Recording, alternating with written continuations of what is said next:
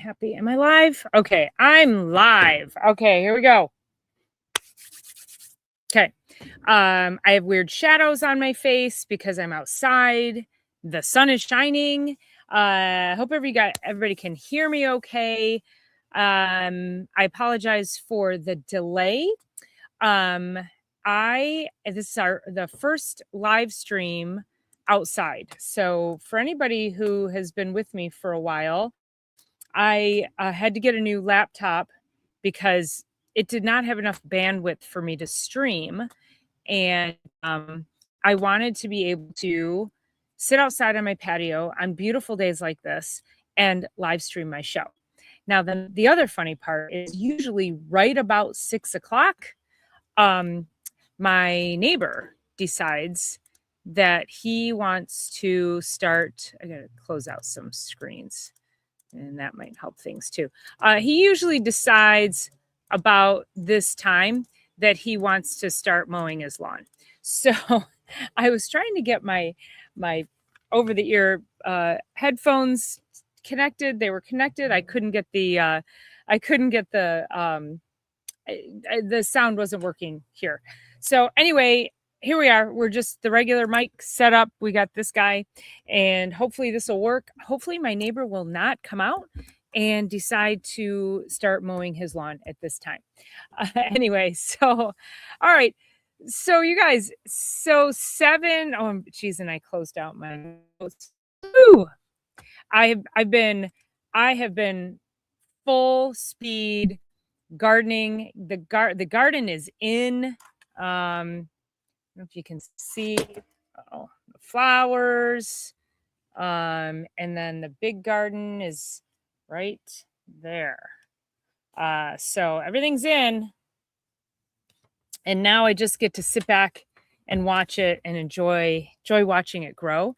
But I've been like on a rush because I'm going out of town next weekend, and I wanted to have everything in so that I didn't have to worry about it. I put in an irrigation system.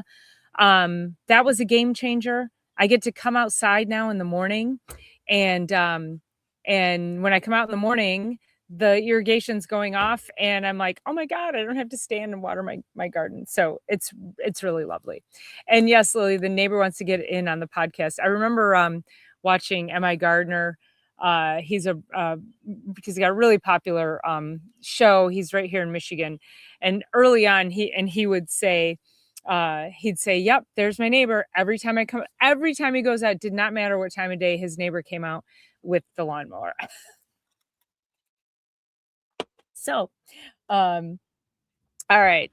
So our topic today. So here's the thing. We did the last 7 weeks was the top 7 trends of 2026, the top 7 health trends of 2026. And so for whatever reason, then if you remember, I skipped a week in there, and because I wanted to switch accounts here. I skipped a week in there because I had to do allergies, if you remember that. So we skipped, did allergies, came back, and I was thinking that today was week 7, or the 7 in the series. And no, we finished it. I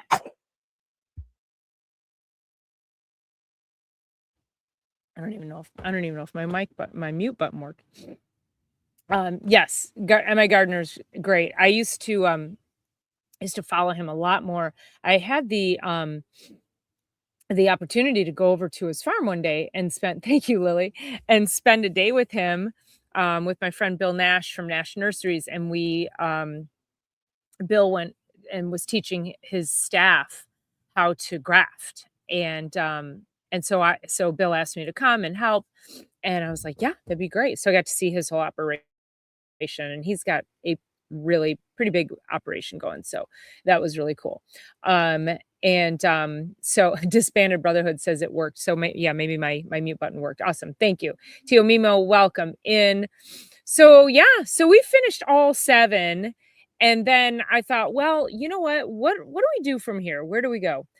So that was really the today's topic, the future of healthcare. It's not just a trend. I think that really brings all of the 7 weeks together. All of these things that are actually trends, and where is that taking healthcare into the future? What is that going to look like for everybody? And of course, the biggest thing that we have to concern ourselves with is AI. And why is AI a problem? So we're gonna say it's a blessing and a curse. Hold on, let me get over to my notes here. Sorry, I came screaming in hot. My neighbor stopped by to pick up some stuff, and I was like, "Oh my gosh, this is crazy."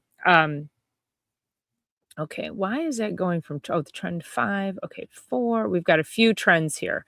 Okay, so I mean, if we think about this, 5 years ago, nobody was talking about GLP-1s. That, you were on a GLP-1 if you were diabetic. That was, that was the whole thing there was that if you were diabetic, you're on these GLP-1s and you didn't even know about them unless you had some, autoimmune issue. And really, no one wants to be diabetic. Diabetes is a terrible disease. It's a pain in the butt. It's very dangerous disease to have. And so now we're getting people just taking these drugs just for weight loss. And it's like, well, if you don't have a health issue, anyway, I think that was a whole different episode. Tio says, "Were you letting the dog get the Amazon driver again?" Nope, not today. I don't think so. I don't know. He's over there somewhere. I don't know. He's on his electric fence, but the Amazon driver does not know he's on an electric fence. So it just looks like he's going to run up and, well, when the driver gets close enough to the door, he can then run up and lick the driver to death. So there's that. Um, so let's talk about this first trend for the future. Again, just thinking about things like even 5 years ago, we didn't even know about AI. That was not a thing. I think, I mean, close to it. I think ChatGPT came on the scene in late 22. At least that's when it came on my radar.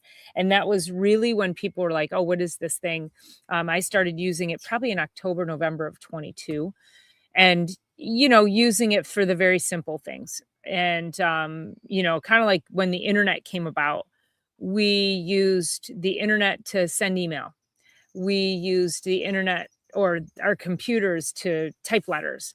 Now we can use the internet for everything, for research and communication with people worldwide. There's no end to what we can do with the internet. And so here comes AI, and we end up using AI for these very simple things because we don't really know how it works yet. And then all of a sudden, it's like, oh my gosh, now suddenly it can run your life. So um, it can be helpful if you have questions. It's not a doctor. If you remember, there was somebody ran a test with ChatGPT, and it was they took a case and they tried a case with ChatGPT, and ChatGPT beat the actual human attorney.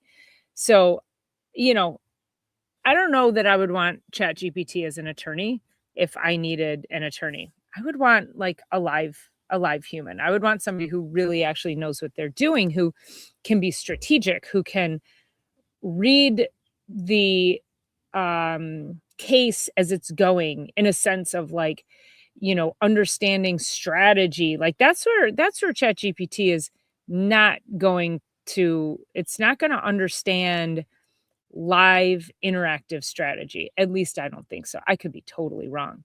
But I think you guys get what I'm saying, where if you want to ask it some questions, hey, I got a mole, and you take a picture and you upload it, what does this look like? And it might be able to give you some information. But really, if you're that concerned, you should probably follow up with a doctor. So understanding that it's a source of information, it's not a doctor. it probably will be your first reach out to try to get a question answered with regards to some kind of health issue, and that's okay. Hey, I have a cold. Is it a cold? Is it viral or bacterial? How do I know? It might help you figure some things out. But people were Googling that stuff before too. So we had Google for that, but now we have AI. And AI can give you great information. It can recognize patterns. So that's, if you put in a series of symptoms, let's say, it'll be able to recognize those patterns and what exactly it might actually be. It can pull those clusters together and perhaps come up with a diagnosis. But diagnoses don't always help with the issue. And this is where we've talked about this in chiropractic. Like, I don't care what your diagnosis is. It all there comes to a root cause that we have to actually pay attention to. That if you get a diagnosis of uh well, I'll use my a friend of my daughter's. She's got ulcerative colitis, actually, and I don't know what it is. This has just really come on my radar the past couple of days. She's got so many friends her age, she's 21, who have ulcerative colitis. And I'm like, why are all these young kids getting UC? Like, you don't really hear about this much before. And now uh colon issues, digestive issues, it's like the norm. So, and I don't think that we can blame all of it on hybridized gluten. I think there's a something so much more massive at play. And again, I haven't dove into it. If anybody thinks they have any information and has any links to anything you'd like me to resource, I would love to know. But I think it's worth exploring. But it was interesting because she had asked my daughter, she said, well, does your daughter treat would she say ulcerative uh, ulcerative colitis something, or ulcerative colitis disorder something? It was like splitting hairs, right? And I said, it doesn't matter what it's called. It's a gut issue, and I'm going to heal the gut, period. Like, I don't care what it's called. If it's an autoimmune issue, I don't care what it's called. I don't care if it's autoimmune thyroiditis. I don't care if it's diabetes. I don't care if it's Crohn's, colitis. I don't really care. I don't care if you have eczema. I don't care if you have I don't know what other autoimmune issues I'm missing, but you get the point.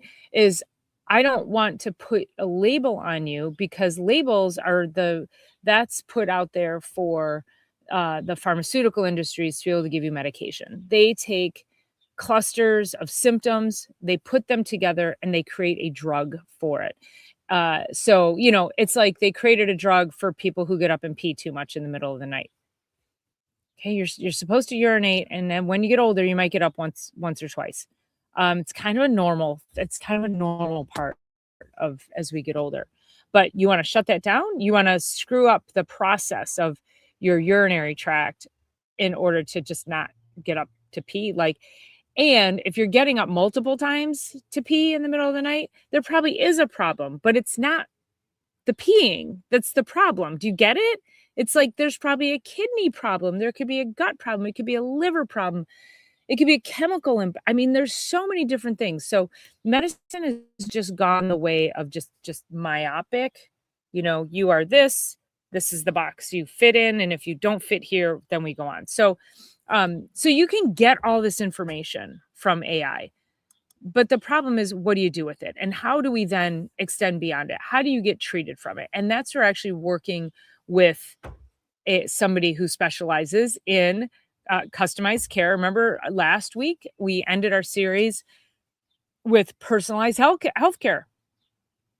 Everybody's moving towards personalized healthcare. So they want to be able to take these things and be able to talk to someone like me who can look at it with this global perspective and then come up with a solution. This my daughter's friend, she's never been offered any holistic solutions for her ulcerative colitis that she's had since she was 12. She's 22. My daughter has another friend. He's 22. They just removed however much of his colon. And I'm like, you just ruined this kid's life because you didn't want to give any credence to there being a food and a nutritional component, a bacterial component, looking at the microbiome. We're still in this really antiquated way of looking at these things and treating them. And it's terrible. It's malpractice. I had a patient that I had worked with a few years ago, and she had ulcerative colitis. I'm just going to say UC. I can't say that. I can't keep saying it. So she had UC. Oh my God, excuse me, guys. I've been gardening all friggin' weekend. Okay, sorry about that. You're not boring me at all. At all. It's not you. Please don't take it personally. I love each and every one of you. Um, so she had UC. We did food sensitivity, did gut bacteria testing, did lab work on her, put her on a good elimination diet, got rid of anything inflammatory, healed her gut, healed it. And after about 3 months, she went off of this medication. She was in her 50s. She went off the medication that she'd been on for years. She's like, I feel amazing. I don't need the medication. Her bowel movements were regular. She was feeling incredible. And then a few months after that, she goes back to the experts at University of Michigan, and she says, I said, well, go take all the information with you, take all the documentation that we've done. She was like, okay, she was excited to tell her doctor that she found a solution to this. So she goes and gives him the documentation and shows him what we did. And he goes, oh, there's no connection there. There's no connection to what you eat and you see. There's no connection. That was just a fluke, and scared her so badly about not being on the medication that she went back on the medication. She was doing great. She was doing great for months, all just through dietary change, through nutritional supplementation, and off of her medication, just fine. You guys, it's terrible what's happening out there. So we have to be our own best advocates, and working with someone in the space that I work in with personalized medicine, that's really going to be your best approach to making sure that you are taking care of yourself in the best possible way. Let me read a couple of messages here. Tio says, maybe you can try chat LSD. Oh, I'm sorry, Tio. I'm missing the joke. ChatGPT is quite unreliable in my experience. It even gives wrong directions to get to places. You have to be so, you have to look at ChatGPT with such a slanted eye, like, right? ChatGPT are you correct? And so, if you're using it for serious things such as your health, pay close attention. Pay close attention. Lily says AI doesn't actually think or look up facts like a human. It predicts the next logical words in a sequence based on vast amounts of training data, human crafted guidelines, and live web searches. So, and it's moving further into that. And here's why. I think I've shared this with you before. If you think about what was out on the internet before, it was all information that was written by people. And now what's happening is when you go in and you say, give me an article on, I don't know, autoimmune thyroiditis, something. I don't know. You could, there's a little robin staring at me. Nature is fascinating, isn't it? I'm sorry. Squirrel, robin. So whatever it is, you could ask it to give you anything. And now what it's doing is it takes all the information that was generated from humans and it brings it together in its own language and it gives it to you. You then take that and you're like, oh, that looks pretty good. Maybe I'll just post that on my blog, or I'll just print that out and I'll give it to my professor. And so now we are losing very quickly. We are losing original content. And ChatGPT is literally cannibalizing itself, or AI, because now we have allowed it to allow us to become lazy, and we have allowed it to do things that we shouldn't be allowing it to do. And so now there's less, try to get my computer out of the sun. There is less original information out on the internet. So it is only pulling things, very little original information, and it's pulling more of things that it's created.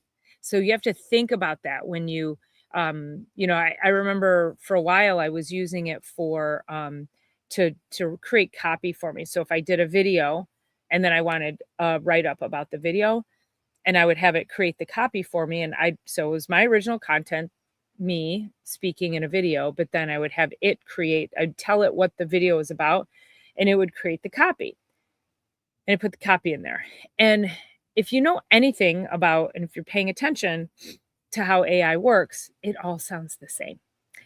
And so I really only did that for a few weeks before my daughter then screenshot something I posted, circled it in big red, and texted it to me and said, "Mother, stop." And I was like, oh, okay. And so now when I post something, I'm posting it. It's me. Um, it, it should be grammatically correct because I'm kind of a grammar snob, but the point is that it doesn't sound as pretty as Chat GPT would make it sound, but it's me, and it's authentically me. And you know it's my voice because you can tell it's not Chat GPT. You can tell when it is. It's very like bullet point, and it'll, say things like, "So here's the truth." It'll say, "But you're not broken," or it says these really same like stupid little one-liners. So usually if I see that, I'm like, "Oh, I really like your channel, but could you please not use AI to create your stuff?" So keep that in mind. You can always tell when somebody's, I'll say, cheating, because then when I had to start going and thinking about what I wanted my copy to sound like and look like when people read it, I was like, "Oh, oh, okay."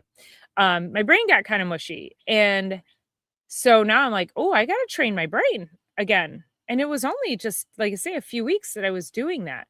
So be really, really careful that you do not let AI steal your intellect and your creativity, and your authenticity. So keep that in mind. I know that was quite a segue from AI stealing, being a part of healthcare, but I think it's important to understand where it is in our world and how we're trying to use it and the implications of that. So, Tio says glyphosate may be causing UC and other issues like leaky gut. Yeah, I think it's a big part of it because testing a lot of people, and they're all super positive for glyphosate toxicity. So I think that is absolutely going to be one of the key markers that I'm gonna that I will look into. And it's hard to find the data. You wonder why. Let's see. I'm trying to click on. Oh, there we go. Okay. Okay, Lily says young people are getting diseases and serious ones. Oopsie. I've got a lag here, I think. Yes, you do, young lady. You might have to go back in the house. Dang it. I don't want to go back inside. Don't send me inside. Oh, you just want a tan, okay? All right. I'm right. I'm gonna walk it inside. Let's walk it inside. Uh-oh. I'm plugged in. Hold on. Okay. Oh, Ken's no fun, is he? Yelling at me to go back inside. Okay, you have to buy a Wi-Fi booster so that you can sit outside and not get the lag. Ken. Yes, dear. Look at that. That's a Wi-Fi booster. Okay. And that's where I was sitting. And my IT guy insisted it was my, you know what? I'm going to sit here. I think I might be able to get a good. My IT guy insisted that it was my computer, and my computer didn't have the bandwidth. So that's the other reason that I'm outside, is I'm trying to test this theory that it's not my computer. And those are professional. I've got one in the garage too, and it's horrid. So it's just interesting that, yeah, he was trying to tell me that it was my computer. It's not this computer, I promise. No, So because as soon as I you think walked it's the up close pups. to your booster, it Oh all wait, hold stopped on. in the I perfect walked away from my speaker and I speaker. can't hear you. Hold on. Okay, come back. Say that again. I was gonna say, as soon as you walked up to where the repeater was, it was fine. So Yeah, it's I can see my Wi-Fi signal is like strong right here. yeah. It's Well, not you're right looking good under the under my booster. chin though. I don't have Yep. good chin. I don't have a good look on my chin, but I'm just gonna go like this. You're beautiful, Paula. Face Oh, it. you're sweet, Ken. Thank you. I'll let you get back to your show, young lady. Okay, let me know if anything glitches again. All right. So, all right, I'm happy. I'm still outside. All right, here we go. Yeah, so I don't know what that is either, Lily. Young people are getting these diseases and I mean, you didn't really hear of UC, you know, when I was growing up. I mean, that was like, boy, if somebody had it, it's kind of like if somebody had Alzheimer's or dementia, you were like, oh my God, it was the one off, right? So sorry, I gotta go grab my water. Um, but now it's like every other person. And I think what Tio said about it being um glyphosate, that's a real thing.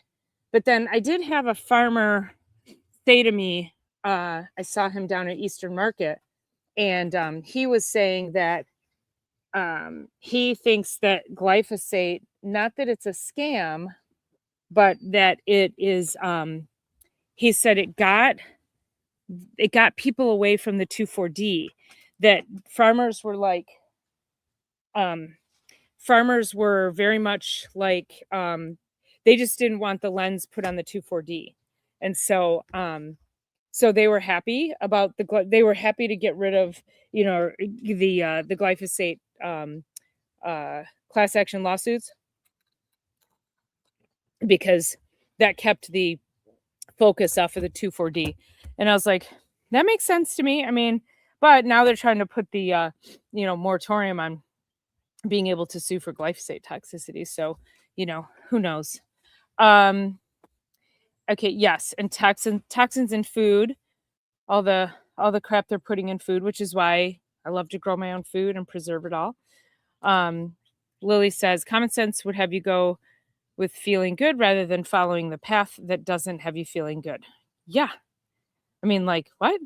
But the problem is, um, people are not given the option of what the path looks like to feel good. So I think that's where yeah, everybody wants to feel good, but then they're doing things that they think are the right things, but they're given the wrong information, and they're not given root cause information that helps them actually overcome these types of things and get to that actual like optimization of health. So um so that's the sad part, is getting the right information into people's bubble, into their awareness, which is again why please share, please like this video, hit the subscribe button, leave comments. I love your engagement. And I just we've got to get this information out and allow people the option to improve their health without having however much of their colon removed. Like, that's on a 22-year-old kid, you guys. Think about this poor kid's existence now. Like, it is heartbreaking that was where they went, that it got so bad that they couldn't even discuss nutrition with this kid because it's not in their wheelhouse. So really sad. Tio says psychological warfare for ego control and profit. Modern doctors don't even have to take the Hippocratic Oath anymore. They don't? I didn't know that. That's interesting. First, do no harm, in case anybody doesn't know. First, do no harm. Medicine is first do harm, like literally. Common sense isn't common anymore. wife and I can grow 99. Oh yeah, you've been here before. Hey, how are you? Nice to see you. Thanks for jumping on. Appreciate that. And then Tio says, I can't imagine how bad it's going to be with this generation of youngsters who are using AI for school projects. They won't know anything. Okay, interesting comment.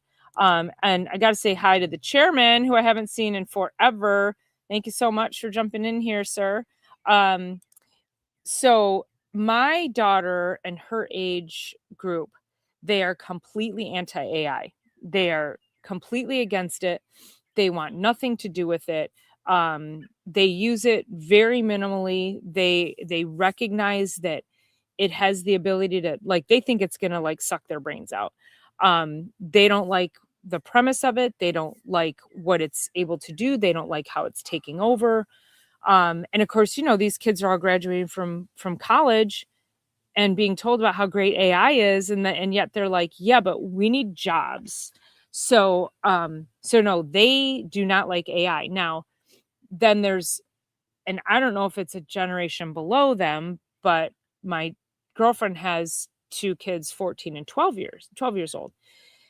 They love AI, because they can write their papers and they can cheat and they can, and this is what they do.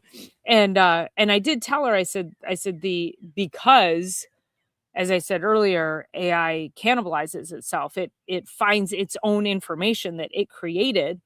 That if you go on there and you go, write me a paper on the Civil War, it's not going to write you a paper based on text or something that somebody else did. It's going to write a paper based on all the stuff it created. And then if that's a smart teacher, which I think most of them are doing, they're running those papers through, what is it? Plagiarism? Yeah.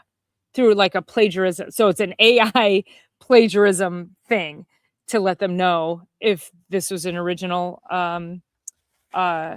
if it was original paper or not. So they'll only get caught doing that once or twice before they actually then realize that they can't do it. And even if it's like partial plagiarizing, because my daughter got tagged on that for partial plagiarizing of a paper in high school. And so she's like, yeah. And so anyway, they've grown and evolved, but I think the 14 and the 12-year-olds are really getting, sucked into that. So we've got to really be mindful of that. Chairman says, I think a lot of these illnesses that have recently popped up in abundant numbers was engineered on purpose. Just my opinion. Chairman. You mean like Lyme disease and that thing that happened in 2020 and yeah, like all that stuff? Yeah. Not going to disagree with you on that. And yes, super interesting. The youth don't like it. Like, it gives me hope, and yes, AI is taking over and will if we are not careful. So yeah, just be super mindful of that. Do not, like I said, I don't mind that you go in and you're like, hey, I have a mole or I've got this cough or whatever, but you should always follow up with a professional. So yeah, it's not going to take care of you in the long run. And then just to put a period on that, the second trend, which is personalized healthcare. And personalized healthcare, again, we talked about it in depth on last week's Sunday Night Live about working with somebody like me who can take that 30,000-foot view and make sure we're working on personalized nutrition. We're doing customized labs. We're taking a strategic approach to optimize your health and not just zeroing in on one tiny little symptom. If you have a symptom, I want to know, how far upstream do I have to go to figure out why you're having this symptom? And Dr. Eric and I talked about this in last week's Chiropractic is Sexy, is that symptoms are signals. Your alarm bells should be going off if you have a symptom, because that is a signal that your body is struggling and it needs some help. So let's see. Okay. And then the next trend is wearables. So I think, I didn't dive into the percentages of how many people have wearables today, but Apple Watches, what's the other one? The Fitbit. And then of course the Aura Ring, continuous glucose monitors. I know there's now diabetics have been wearing continuous glucose monitors for a long time. And of course now there's, um, information that says we should all wear a CGM. I don't know about that. I get like so I have an Aura Ring and I love it for to track my sleep. I do really enjoy the activity piece of it. Did I hit my steps? So I think that's helpful to have. It helps me with HRV, resting heart rate. It'll tell me if I'm too stressed out and I need to rest, but usually I'm pretty in tune to my body. And so I I know when I need to rest. I think it was one day last week. I think it was Saturday. And I was like, oh my God, I don't feel well. I'm super tired. And I think I laid on the couch all day. And I tell you guys that. I share that with you because there's days that I am just not feeling great. Oh no, wait, it was just Friday. It was Friday. I didn't go to the gym. I went to the gym on Wednesday. I wasn't feeling great on Wednesday. Woke up, was super tired, wasn't feeling great. And then but I went to the gym. I had a great workout, but I still had that dragged out feeling all day. And like I was so tired, I wanted to cry. And I had a meeting. And I came home from the meeting. I got home about 8 o'clock. I didn't even eat dinner. Like I think I'd had a shake earlier that day, and I went straight to bed. It was like 8:30. That was Wednesday. Friday came, and I'm like, man, I can't do it. And I rested all day. So I share that with you guys because I know a lot of people are like, oh my God, you have so much energy and you're doing so much and blah. And I think it's because I do so much that I have to be that much more in tune to what my body needs, what it does, and what it needs. And so just having that level of awareness is really helpful.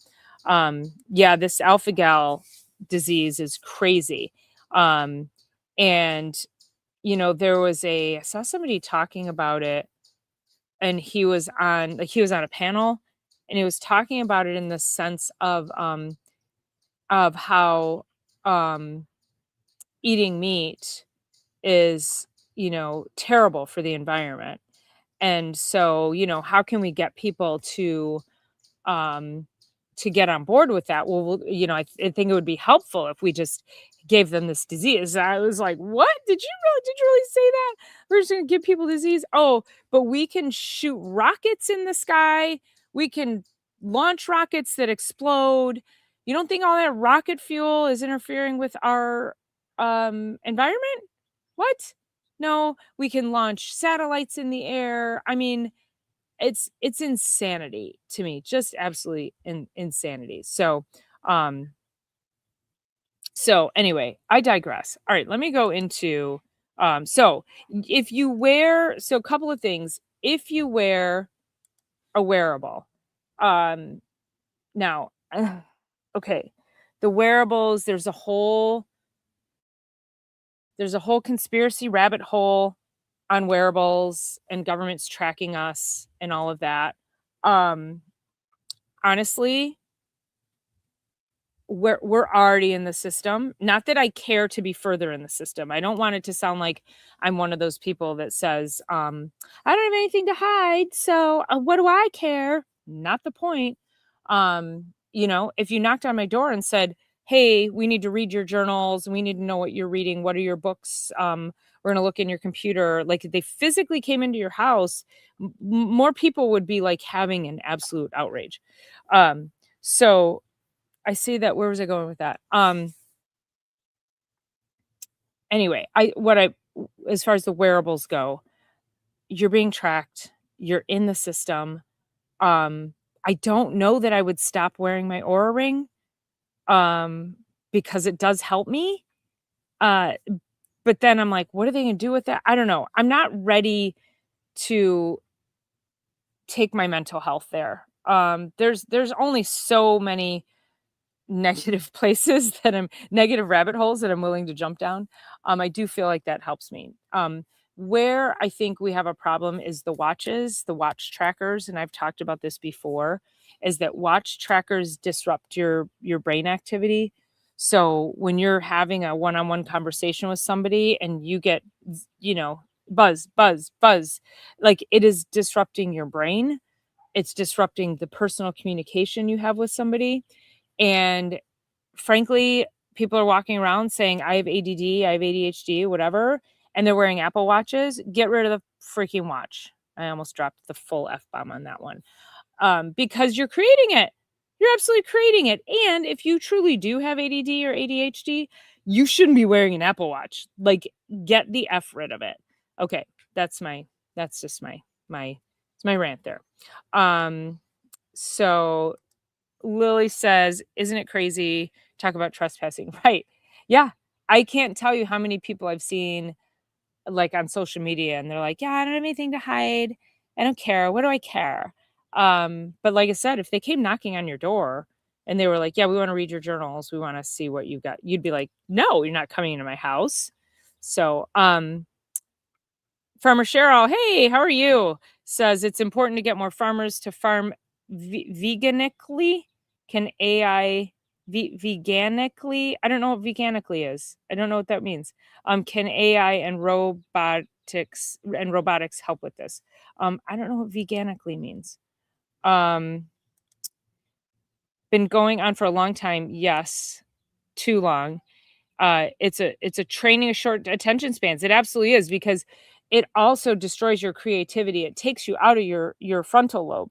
This is where logic and reasoning take place. This is where all of your thoughts that are rational thoughts are right here in the frontal lobe. So when you are constantly getting zapped, that puts you back into a fight or flight mode, and it shortens up those brain signals, and you can't be creative and you can't think clearly. You can't make rational decisions. So get rid of it is my next thought there. Okay. Farmer Cheryl says, recently learned that vermicomposting is not veganic.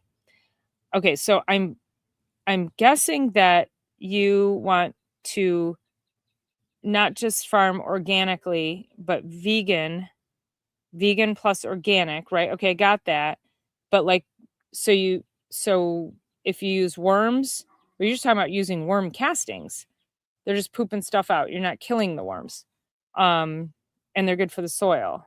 So I don't know if you're saying that's good or bad. I'm not sure. AI is just the next supercomputer. It'll be phased out for faster, more control as the data. I mean, and hi, Mr. Sebobski. Welcome in. Thank you for being here. Yeah, I mean, think about our phones, and how, this little computer that we call a phone, how much space that would have taken up 50 years ago. Crazy, right? The watches are dangerous to your health due to electromagnetic radiation. I know people who've gotten burns on their arm. I also, ironically, I have no data to support this, but I'm just going to say it's an observation that I have so many patients come in and they tend to have tendonitis on whatever side they wear that watch, in their elbow, or in, issues with the wrist, carpal tunnel, something like that. And I tell them, I'm like, you got to stop wearing that thing. You're like, that is this direct electromagnetic radiation right onto those delicate tendons and ligaments. So let's stop using that. So, Tio says veganic is only using plant inputs for gardening and farming. Okay. Got it. Thank you for that. Appreciate that. Vermicomposting is an animal byproduct, so it's a no-go in veganic farming. Okay. I guess I don't understand that, because it's an animal byproduct, but it's not harmful to the animal. It's part of the ecosystem. And that's typically, when you're using the ecosystem, that's what makes a healthier system, healthier inputs.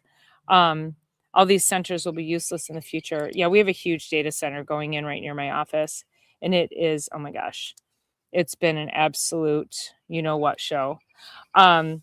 Okay, so let's go into, that was wearables. So just being aware that you can get overly obsessed with wearables.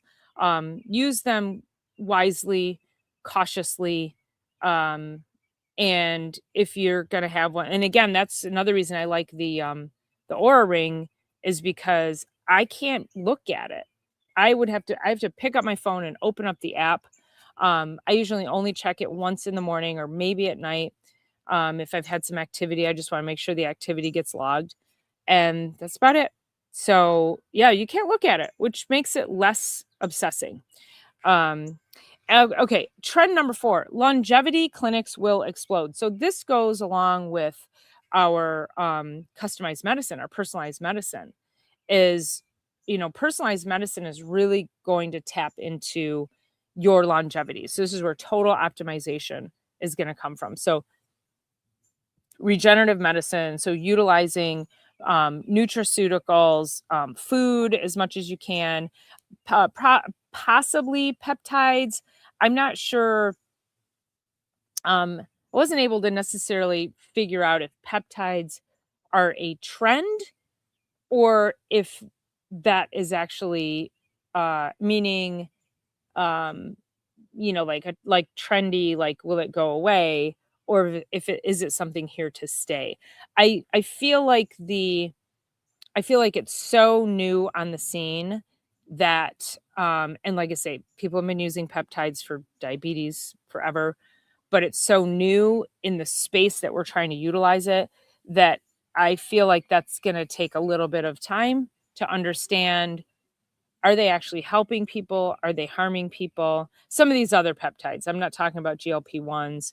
I'm talking about things like BP157 that's known to help regenerate cells and help with injuries, inflammation, things like that. So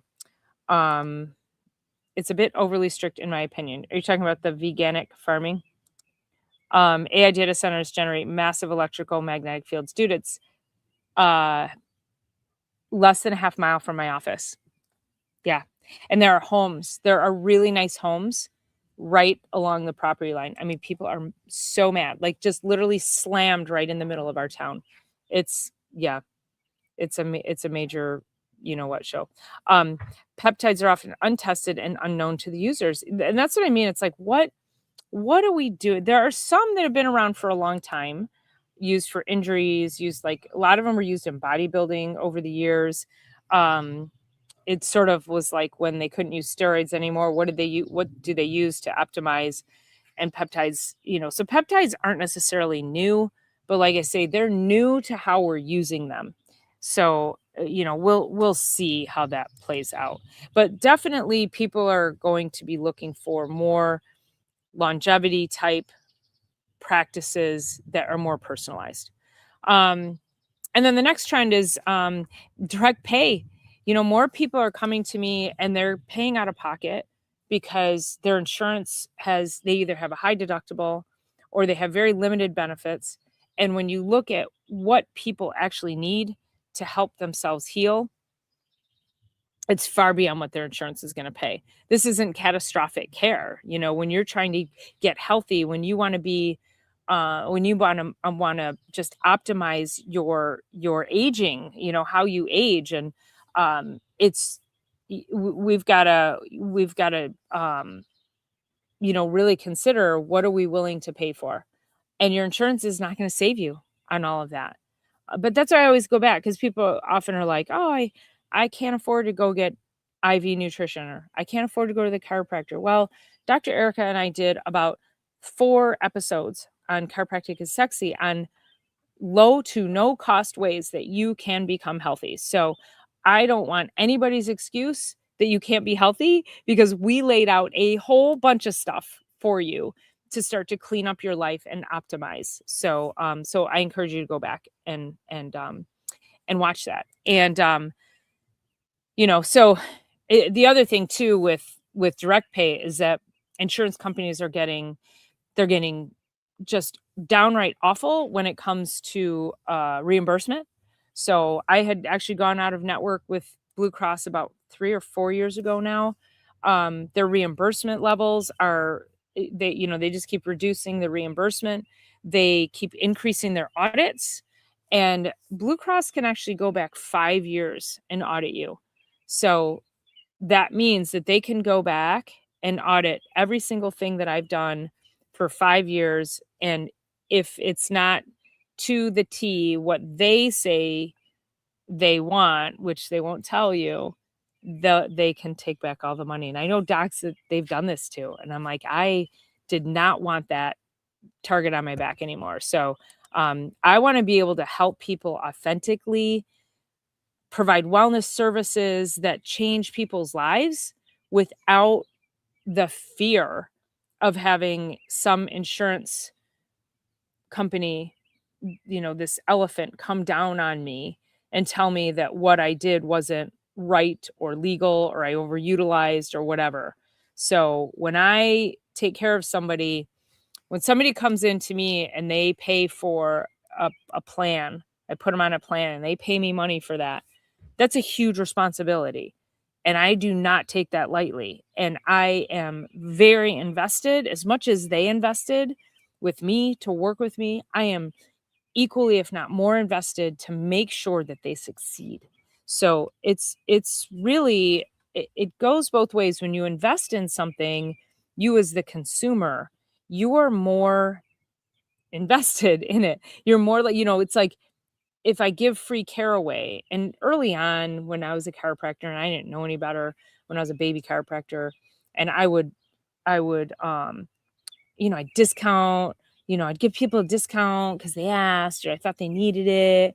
A few people I took care of for free. And I gotta tell you guys, they were the worst patients, the absolute worst. They weren't committed. They didn't do anything I asked them to do. And I was like, and you know who the best patients are? The ones who pay me a lot of money, because they're more invested. Like they got skin in the game. So, and again, it's not that I'm willing to work with people financially, but you got to have skin in the game and you've got to be willing to stand up and do something for yourself. I'm not here to care more than you are about what you need to do to get your health together again. Trend number 6 is that food will become medicine again. I think food has already become, people are more inspired now to grow their own food, to preserve their own food. I think COVID showed us that, people were like, huh, I'm growing a garden because I can't do anything else. And that, that just like exploded the whole gardening and food preservation movement, where I think, like my grandmother's generation, they all canned and preserved food. My mom, and we still ate super healthy.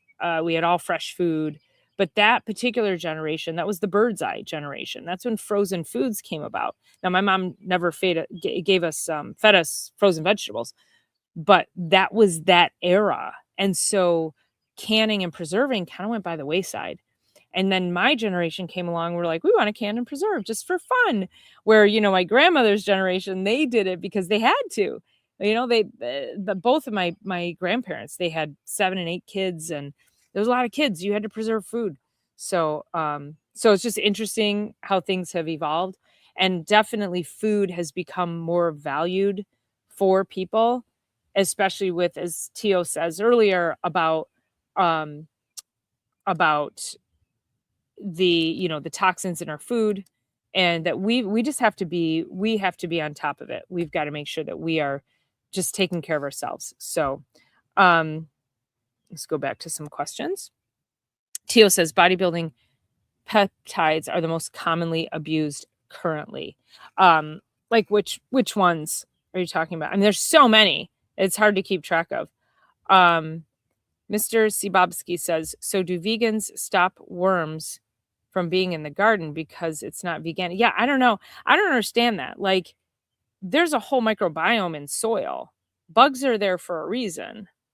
Why would you not want worms in your garden? Like, again, that's an ecosystem. We're not killing. And like, I put compost in my garden. Cows pooped it out. Like, it's not abusive to the cows. They're not going to use their poop for anything. So I don't know. I don't get it. You're not getting bugs out of the soil. I don't know. I don't understand it, Mr. Sibobsky. I'm as confused as you are. Lily says research will have to be done by those who live or work by these centers to know how they can protect their health. Lily, I know. I'm not happy about it because I'm like, I'm so close to it. Fortunately, I don't have to live there, but I am there 3 or 4 days a week. The establishment wants to hide free healthcare people can use for themselves. Totally. But that's why we are here to expose it. It's a medical mafia. Yes, it is. Lily says, "Wise of you, Dr. Paula. Thank you for caring for your patient's health." Yes, that is how I work. The people-only insurance companies also own pharmaceutical companies and hospitals and care centers. It's ridiculous who's in whose pockets and whose beds. So I agree. Vegetable gardens, canning, drying, preserving, fermenting were all survival skills. Yeah, exactly. They did it because they had to. They had to feed a lot of people. So, and MKP007, welcome in. With today's economy, more people are starting to get into gardening, preserving, fixing stuff. Right. Yeah, the whole fixing thing. So my daughter is now inspired to fix things, and I have to, which I'm like, great. She's an artist. I'm like, let's learn to be, mechanical and handy. And like I installed my garbage disposal. It was like, I don't know, 3 or 4 years ago, and maybe 4 years ago now. I don't even remember. But I was putting the garbage disposal in, and of course I looked up a YouTube video, and I was like, I can do this. And so I'm like, I got it all done. Well, I did need a second hand because if you've ever done a garbage disposal, you have to hold the mechanism from underneath and reach up into the sink and do this. And my arms are not long enough. So I had to go across and get my neighbor. I was really bummed. I was trying to do it all by myself. But anyway, um, but yeah, like learning, and so now I have 2 faucets that need to be replaced, and I'm like, I can totally do that. I've installed a faucet, like, I mean, like it's been a while, but I think I can do it again, and I know she can too. So, Tio says, where are you?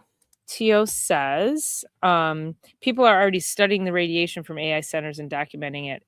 Yeah, no, listen, I am very aware, and I see all of it. I'm in these Facebook groups, here locally, as well as like within Michigan and Oakland County, just to stay apprised of what's happening. And then I watch like things that are happening. So I saw another video. I don't know if anybody follows James Lee, LI. What is 4857, 4859 is his channel. You just look him up, James Lee, LI. He's got great info. And he did a show just a few days ago on how many data centers are there around the world. And I know I'm off topic, but I'll just say this real quick, that we currently have, I think it's something like 5,300 in the US, and we're slated for another over 3,000, like 32 or 3,500. China has under 400. And yet the narrative out there is we have to beat China in the AI race, when really, there's probably some deeper, more nefarious things going on. I'm just going to leave it there. But yeah, so we outnumber the world by like thousands. It's crazy. So I don't get it. I don't get it. Farmer Cheryl says the organic network says beyond being naturally occurring as in soils, most vermicomposting is done in confinements. Okay. I did not know that. Just say no to AI. Welcome in, Alex Chance. Nice to see you. Tio says we must take a stand against planned obsolescence. Yeah, for sure. I think just, again, sharing these messages here amongst ourselves. Hopefully, Alex says, hope you and Ken are doing excellent, Lily. Mr. Sebobsky says, I guess greenhouses and pots are confinements as well, which could not be veganic. Yeah, boy, I'm like, I don't know. That seems like a lot of work to me. I'm like, I'm just going to put as many natural inputs into my garden as I possibly can, so I can grow great food. It's all organic, and I'm just growing food. So definitely not indoor, right? Are we, is that for the veganic thing? We're hanging in there, Alex and I are, Hope you're doing excellent as well. Reading the latest book by Tim Sector called Ferment. Have just started making water kefir. AI can help us develop more ferments. I would love to make kefir. I make yogurt, and so it can't be that far off. I would like to do kefir and kombucha. I just haven't, it's just another thing to add, but I would like to add that. I was talking to my neighbor today, and she's like, I really want to grow a garden. And, she's looking at my garden, and she took down a bunch of trees. So she's got this, we would love more trees, but we had a storm just decimate all our mature trees here a few years ago. And then she had it all cleaned up. So it's just now it's just this beautiful open space that she can do a garden. And she's looking at my garden. She's like, it's just so much work. And I go, it is. But I said, you have to understand, this was an evolution. My garden was an evolution. I didn't just I don't know, my garden is probably 35 feet long by 20 feet wide. It's not huge, but it's certainly not a first timer's garden. I mean, it could be if somebody's really lofty, but it evolves. And I've got all kinds of herbs and stuff growing. Let's see if I can show you guys over here. So this is the back of my house, and there's all herbs. I don't know if I can, my fingers. Okay. So all the way, this is just herbs all the way growing, and I have dahlias growing in there too. So yeah, I mean, it's just a process. It just is a process. And it's an addiction. So once you start with something, you end up just piling more on. And yes, kefir and kombucha. Ferments are good. And MKP says, I tried growing indoors hydroponic, but it dies. It does take a lot of your time to monitor pH levels, adding nutrients, changing water, pest control, etc. I will stick to outdoor gardening. Yeah, I've not done hydroponics. But because that's the other thing I was saying too, is that once you get the garden going, it's relatively self-sustaining. One other thing I have to do is I just have to put some additional chicken wire around because there's some breaches in the fencing, so I can keep the critters out. But I mean, I put tons of marigolds in there, which usually do work really well for keeping critters out. But still, just want to hedge my bets. I'm growing it for me, not the animals. So I've done ginger ale ferment. Ooh, that sounds lovely. Yummy. I hope everyone is having great success with everything. Yes, thank you, Alex. I hope everyone is too. It's the beginning of the growing season, at least here in Michigan. I've got some figs growing over there. I've got some elderberry. If anybody wants to help me out with some elderberry, they're in pots. I don't know what to do with them. I don't know how much space I need for them. I probably need to look up some YouTube videos. But I've got to get those in the ground. Yeah. So plant stuff can change so much from season to season. Yes, it can. Let me see. I feel like I had one more thing. Oh, our nervous system health. I had one more thing. Two more things. Nervous system health will become mainstream. What that means is that we are dealing with burnout, stress physiology, vagus nerve, nervous system regulation. Chiropractors, we've been talking about this for 130 years, is how do we regulate our nervous systems? Because we've got to make sure that we are maintaining more parasympathetic in the face of our busy, stressed out world. And so I do see that, chiropractic is going to trend. We're going to actually explode with regards to being that first line person for the personalized care that people want, really getting people's, to optimize, improving their brain function just through chiropractic care. One, chiropractic adjustments improves frontal lobe capacity. It's crazy. So I think chiropractic is actually going to end up being at the forefront of this whole movement. And then the last trend that I have is you need to become, and you will become, the CEO of your health.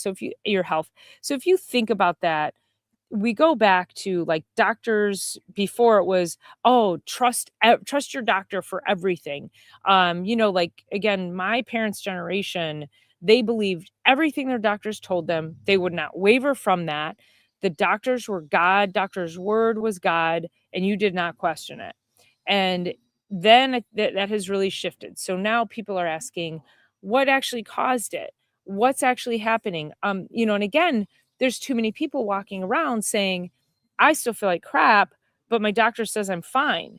And so they're now starting to question their doctors. They're starting to question this narrative. And it really comes to the future of healthcare is not about more prescriptions. It's literally about more participation from each and every one of us in an effort to make sure we know as much as we possibly can about ourselves, about root cause, about what is actually causing more damage in our health, and making sure that we're able to tap into um, resources within our body and have a nice healthy foundation so that we can again just optimizing for the future. So all right, that was it. That was my 8 trends for the future.